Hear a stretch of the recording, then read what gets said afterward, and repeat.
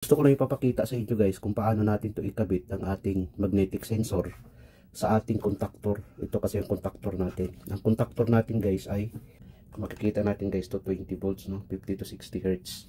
230 volts AC ang relay natin, no? 240 volts din ito. 240 volts AC. Pwede rin sa DC. Tapos 500 milliampere ang kanyang maximum. Known din ito na magnetic sensor. So kung paano natin to ikabit sa ating contactor, panoorin natin to guys. Ito kasi yung power line natin guys, no? Ang line 1 at saka line 2 ng ating power.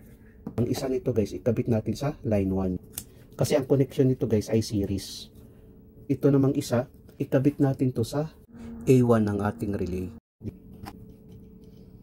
Ang A2 ng ating relay, ikabit natin sa line 2 ng ating power supply. Ang A2 ng ating relay, ikabit natin sa line 2 ng ating power supply.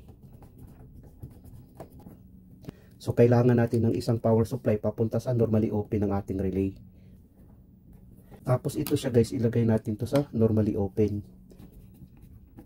Tapos ang isa naman dito sa contactor natin guys, itong wire na ito nakakabit kasi dito sa A1. So bali gano'n natin. Tapos higpitan natin. Ito kasi yung normally open. Dapat hindi siya matanggal. Ang A2 ng ating contactor, ikabit natin sa A2 ng ating relay.